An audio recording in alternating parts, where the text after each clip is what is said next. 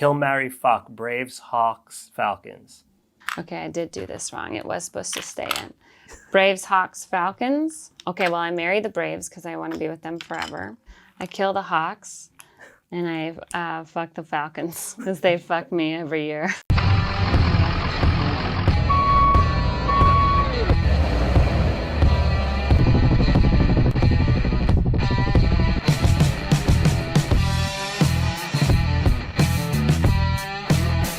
Welcome to Building Friendships. I am your host, John Sosis, and I'm with one of my absolute favorite people for episode 1. I had to make her episode 1.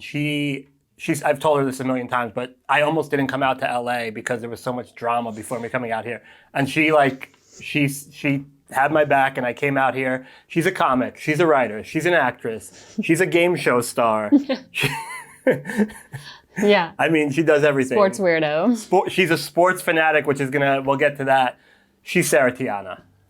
Hello, buddy. Thank you for having me. This is so fun. This. No, of course. I'm so glad I finally got to. Yeah, I mean, I'm so glad you did this because 1, they just released a new Lego set, and I was like, oh, this is perfect. And 2, yeah, just like talking shit with my friends and just building Lego, so it's kind of fun. Okay. So they released a new Jurassic Park set, a 90s throwback. I'm going to be doing the Jeep today. But we also are week 2 into the, is it the Women's World Cup? Yes, U.S. Women's National Team. So lift up that box. We got the Women's World Cup going on. Oh, wow. Look at that. And I kind of want to talk to you about just sports in general because it's... The ball's not in the goal. It's still a tie and a draw. It really is. So those are the instructions. Those are bags 1 and 2. This is like... It's an encyclopedia. There's 4 bags in there that are not built yet that you're going to take home and that I'm going to try to accomplish. I have to build this whole floor. Doesn't already come together? No. Oh my goodness. Yeah, I know. It's crazy. Lego is wild. It's like IKEA for children. Okay, this is bag 1 and this is bag 2. So that's what that means. Bag 1 and bag... I think you got this. So first you could start with the people. That should be pretty easy. Okay. Oh, yes. So you are originally from California, moved to Atlanta.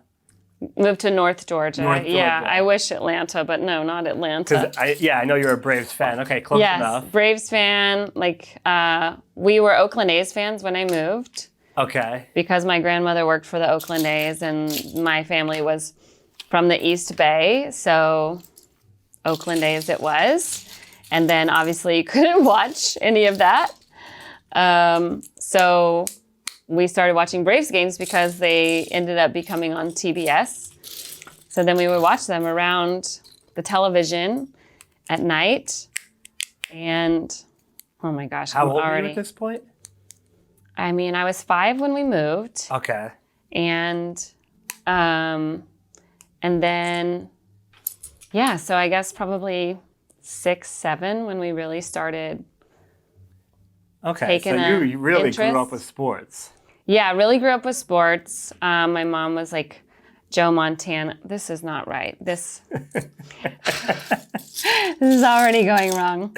It's so amazing. My mom was a Joe Montana fan because there it goes. Because Joe Montana, Jerry Rice. And I always say there's no Jerry Rice if Roger Craig is not there. So, and then I remember going to Atlanta Fulton County Stadium to watch the Falcons play the 49ers. And we were sitting so far away that I had no idea what was going on. I got to try to make Megan Rapinoe now. I don't understand what this means. You can switch the hair around. This is saying there's 2 options. Yeah, I think she might have regular hair and the purple hair. Oh, I see. Oh, Rapinoe has a jersey. Oh, Yuki has a jersey. Oh, I see. Okay. Black girl does not have a jersey. Name. No name, but she was first. I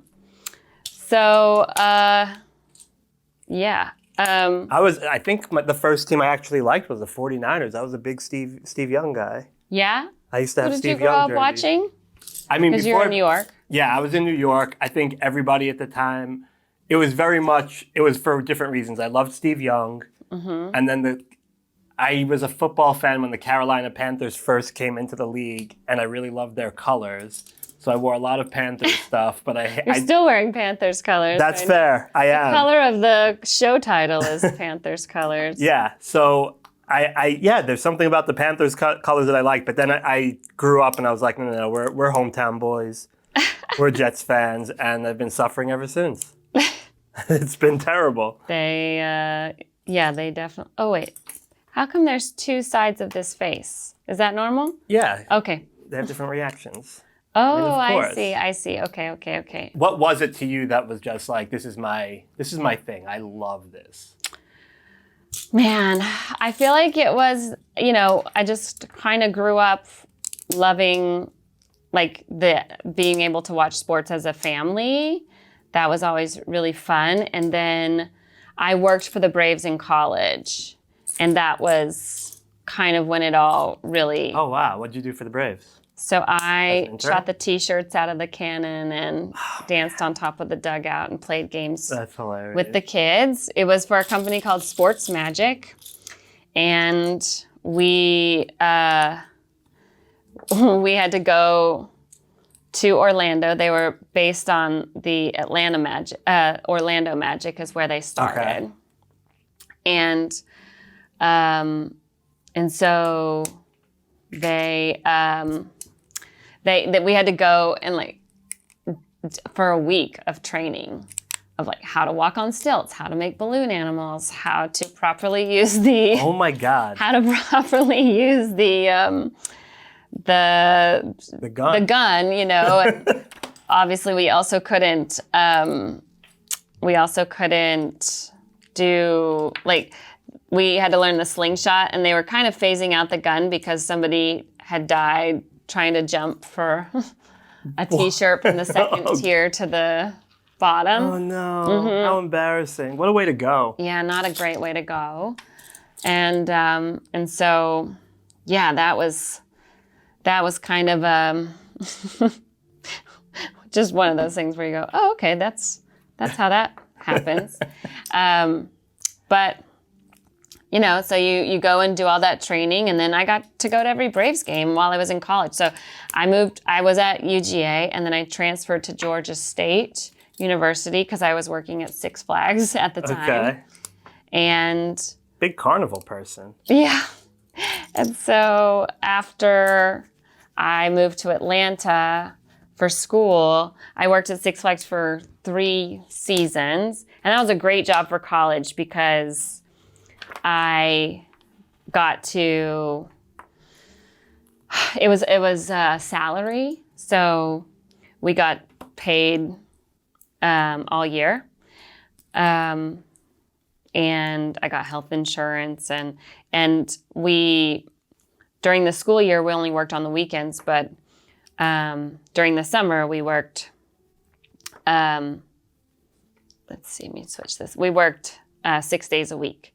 So it all balanced out, and it was a great job for school. So after we did that, or after I did that for 3 seasons, I was like, all right, I think I'm done with this. And wait, that's not right. I'm not sure. That's the beauty of Lego. If it fits, it's fine. Oh, I see. You're supposed to put 2 extra reds on top of this. So then I was looking for a job my junior year and senior year of college, and then I saw in the paper that the Braves were hiring, and I auditioned and got the job and got to work for a team that I already loved, and then got to go to all the games and make everybody happy and shoot T-shirts out, and that were way too big for anyone to actually wear, and they were so cheap, and people would do whatever they could. I guess at that age you don't think about this stuff, but I would be terrified to work somewhere that I genuinely loved for the fear of it ruining it for me. I didn't know what the Comedy Store was, but if the Comedy Cellar wanted me to work there, I'd probably be like, this place is too much of my growing up, my 20s. I don't know if I want to go and learn the ins and outs. Oh, right. So like it's interesting that like you left there and you still had a good love for the team and. Well, I think it made me love the team even more because I was like really present for so much more heartbreak, and I got to know a lot of the players. We would do this thing called the fan player interview. Okay. So before the game, I would get some fans in the common area. This is after like Turner Field had just been built, so it was brand new and really a big deal. And then I was there in '99 and 2000, and so '99 was a big year because we went to the World Series. So then I got to go to the World Series in 2000. I think we had the All-Star game or maybe the All-Star game, and they inducted the All-Millennium team because it was the Millennium. So I got to meet Ted Williams and Hank Aaron and like all these like incredible athletes. But before the games, we would find a fan and then we would have a player on the big screen and they could like ask that player questions live. Oh, that's cool. Before the game. And it was usually relief pitchers. It was rarely Chipper Jones. I think we had Chipper once. But yeah, I mean, John Rocker was like my favorite player at the time. I mean, he was just like our wild thing. So he was my absolute favorite. He was. Yeah. He's one of those players that it didn't matter who you rooted for, you knew who he was. Yes, you knew who he was. We knew who he was. Well, you as a Mets fan would definitely know who he was. We knew him more than better than we wanted to. But at what point did you decide you wanted to do entertainment? Like when did you realize you were funny? I didn't realize I was funny until I moved to LA. So that goes all the way in. In college, I thought I started at UGA thinking I was going to be is this the right one? Thinking I was going to be a sportscaster or like a journalist on CNN because we had CNN in Atlanta. So I was like, oh, I'm going to be a journalist and work at CNN, right? And I quickly realized that wasn't going to be fun because I thought that you just read it off a teleprompter. I didn't know you had to write it. I was like, oh. It was like so weird that I'm a writer now because I was like, I don't want to write anything. That sounds hard. And then, so then I was doing we had a college radio station at Georgia State, which is where I transferred to. And the head of the station, the GM, he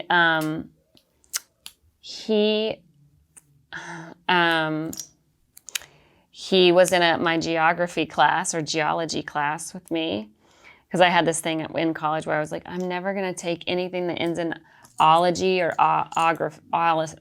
Did you have to? Because they made me take Greek mythology, biology, geology. I took geology 4 times.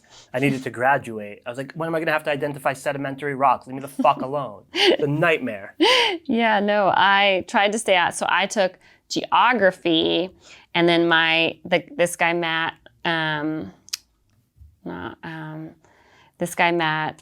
was the GM of the station, and so he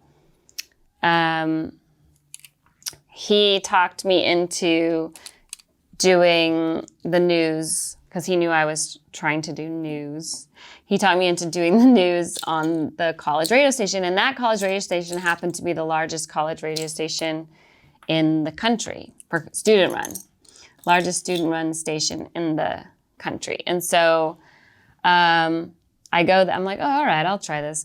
And I go and realize that I'm doing the news, and this is like during the Clinton scandal and all this stuff. Yeah. And I'm doing the news, and I'm making jokes. And they go, the news is serious. You cannot do jokes. And I was like, it's not serious. Like, the news is stupid. And they go, well, if you want to do like lighter news and do your silly little jokes, you can do the entertainment news if you want. And I go, oh, all right, sure, I'll do that. So they switched me to the entertainment news. And then my advisor said, oh, well, if you want to do entertainment news, you should switch your major to film. And then you can learn all about the entertainment business that you're reporting on, quote unquote. And then, okay, I just skipped these. So I switched to entertainment news and to film. And when film, I could minor in theater. Okay. And that just meant I didn't have to do set design. I could just take the acting classes. So I took my first acting class that I'd ever really taken, like good acting class. And I remember doing a monologue in school, and I got this huge standing ovation, and I got 100, and I like blacked out. Like I was just so present in what was happening. And my teacher was like, oh my gosh, you're so good at this. And I was like, no one had ever, when you grow up in Georgia and I'm acting in plays and all this stuff, everyone's like, oh, Sarah, you're such a good actress. You'd make a great dental hygienist. Like nobody thinks of it as a career. So I didn't think of it as a career. And so taking this acting class really felt like I was getting a lot of, I don't know. I just felt like I was finding a place.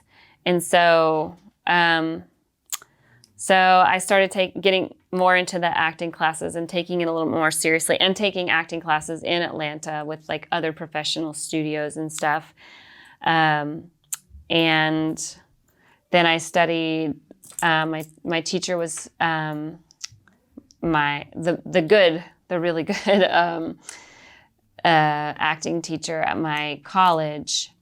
He was teaching some classes in Paris over the summer, and he said I should go. And so I did. And I studied theater at the Sorbonne and the Comédie de l'Art with him and a bunch of other students from all over the world. And I guess I kind of got the bug there. And then No, for acting. For acting, okay. Yeah, and I just said to myself, like, oh, after that monologue, I said, if I don't do this for the rest of my life, I'm going to be really sad. And so I just decided right then that I was going to move to LA. And wow. Yeah, so then Well, it's amazing that you were able, again, at that age, you were able to recognize like that you need to do something that you like, or that will affect the rest of your life. Yeah, I'll be Which is what it took me a little bit long. It took me the pandemic to realize that.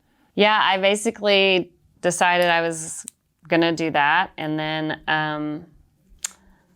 so I studied theater there. And then after I graduated, I like saved up for 6 months and moved to LA to be an actor. And I was DJing weddings and bar mitzvahs. Wait, you were... Yeah. Did you have a cool DJ name? No, I got the job because I had worked in radio. And by the way, DJ. Oh, that makes me so the happy. radio station that I worked for was so awesome, and because it was so prestigious in Atlanta, it was like one of the biggest listened to stations. I started doing this Friday night, like their Friday afternoon drive time show with the GM and this other guy, and we would interview We interviewed like people who brought in animals, and like it was like simulcast. Perfect for radio. TV. Then they did a TV too. Okay. But then we interviewed all the comics that came through the Punchline. Oh, so Tom Rhodes was one of the first comics that I like. David Allen Greer was so awesome, and then Bobcat Goldthwait. It was right when he was going through his first divorce, and or he was dating the girl from the show. Who ended up marrying Jay Moore, whatever her name. Nikki Cox, yeah. And so I think a lot of people go, oh, is that when you decided to be, and then Mitch Hedberg. And Mitch Hedberg was the first comic to ever give me tickets to see a comedy show. So that was the first time I ever saw a comedy show. Oh, wow. I'd never seen stand-up comedy before. And you're 20s by now. I'm 20 or 21 at the time. 21, because that's how I got So in that sounds about right. I think depending on the club, like you have to be 21 to come in. So, okay. So I was 21, and then people always go, "Oh, is that when you decided to do comedy?" And I'm like, "Oh, you don't watch Mitch Hedberg and go, oh, I could do that." Do that. I just was like, "Oh, I have no idea how that works," and I just forgot about it. Yeah. Didn't think about it again. And then I moved to LA and, was doing extra work to get my SAG card, working this DJ job. And this guy that I was DJing with, this guy Poetry, who was a deaf poetry jam, like a slam poet, was like, every time we would go and work together, he was always like, "You're so funny. You're so funny. You should do stand-up." And I was like, "What? I can't do stand-up. Like, I don't have a TV show. Like, you have to have a TV show, and then you can do stand-up comedy." And then he was like, "No, it's the opposite." He just like wouldn't let go of it. He wouldn't shut up about it. And I was watching the news. I had just been through a breakup, so I was super sad and angry. And this guy on the news, I saw this news story about a guy that shot himself in the head with a nail gun. Like, it went right up into his eye socket right here. And he worked the whole day and didn't notice. And everyone's freaking out. They're like, "Oh, I can't believe you didn't feel it. I can't believe you didn't feel it." And I was like, "Well, I wouldn't be able to feel 3.5 inches if I got nailed. So what's the big deal?" So that was the first joke I wrote, and it worked. And so... And here you are. Here. That's how I got the bug. And it took me like months to write another one. Isn't it funny how it's kind of bad, like the way things work now is similar to how you thought it worked? Like you need the TV show, you need the followers, and now you could sell out clubs. Yeah. Oh my God. That Does it make sense that I have to take pieces out? I mean, you shouldn't have to. But it says here that this piece goes here, and then here it's moved over one. That doesn't make sense to me. What's your take on just the equal pay in sports? Because that's always something that I hear everybody's take on. I'm like, yeah, but most people don't do anything in sports. You're sort of in the midst of it. Yeah, obviously, the women's national team makes more money. You should make money based on the revenue that you bring in. And I know they bring in more revenue and they're bigger winners. There's no way that the men's team brings in more revenue until the World Cup. Yeah. Maybe more people are watching that. So I definitely think that it's more of a, it's like the WNBA doesn't make as much as the NBA, but that's because they sell less tickets and their TV rights are not, I wish more people watched it, but I don't watch it, so I can't say, more people should watch it, because I'm not watching it either. Kill, marry, fuck. Braves, Hawks, Falcons. Okay, I did do this wrong. It was supposed to stay in. Braves, Hawks, Falcons. Okay, well, I marry the Braves because I want to be with them forever. And then, hold on, I have to go back.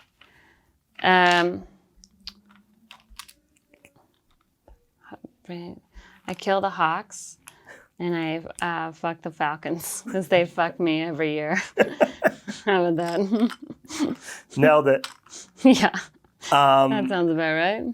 Yeah, that sounds good. Let's talk quickly. So one of the first things I did when I got here, I had the honor of producing Sarah's latest special, 44. Yes. Yeah. It was so much fun. You did such an amazing job. Thank you. Well, you made it easy. You just showed up and you crushed. But it's such a good I keep telling people, like, I'm not saying it because I produced it, because I've produced other stuff here that I am not promoting heavily. It is such a good special. Thank you. Is it stuff that, it seems like everyone that's wanted to do a special here, it's just stuff that was building up over the pandemic. Was that a majority of the material that you used in it, or was it a collection of new stuff as well? Like relatively new stuff? It was relatively new, and then stuff I just needed to retire because, Yeah. I am in a different place and I needed to get rid of it. But it was all stuff that I didn't want to get rid of. I wanted to keep doing it forever because it crushed and it worked so good. It's hard to retire stuff because then you have to stop doing it and start telling new stuff, which I hate. Do you really? Yeah, I mean, I'm just like, it just takes me a long time to write stuff because I just have to live life. I can't just sit down and write jokes. I have to live it and experience it. And when I'm not, I think also when you're a mother, living and experiencing life it just happens a lot slower, and you're so mentally distracted by a child. For me, it has to be super honest and organic, and it has to be true, because if I'm going up there and saying something that's inauthentic, then I feel like the audience knows. Yeah. And they're going to judge me for it. So I can't do that. I have to truly live something, experience something, because I have to go back to that place when I'm telling that joke. Like, I did a bit about going to a club, you know, when you're older in my last special, because like when you're old and you go to a club, all you want to do is sit down, but that costs $1,000. And so, like, when I would tell that joke, I would be back there. Yeah. I would be back in that line, waiting to get in, getting my ID checked by a guy that can't subtract, even though it says 1978. So it does the work for you. Just, and so I get back into that angry place, and I have to have that on stage. I think maybe that's part of the actor in me. It's like a bit of reality, so that I'm constantly just angsty, and I'm truly upset.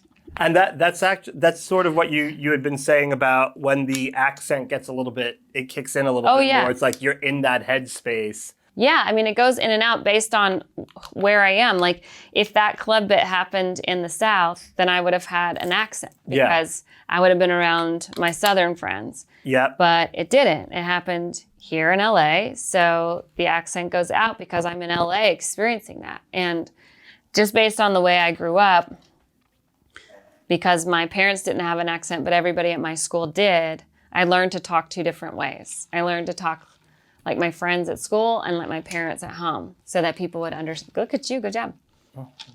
Well, I know. Not to brag. This is like your thing. This is my life. Nerd. So anyway, that's kind of that's why people constantly make comments about it. And I'm like, and I was talking to Larry the Cable Guy about it, which is so funny, because he's like, it's just like a character. I can't help it. I'm not trying. And I'm like, I know, I'm not trying. I'm not trying to pull the wool over your eyes and make you think, oh, I'm really Southern, but I'm not. Like, it's just, I can't help it. Like, no, but when it is what it is. When you guys do it,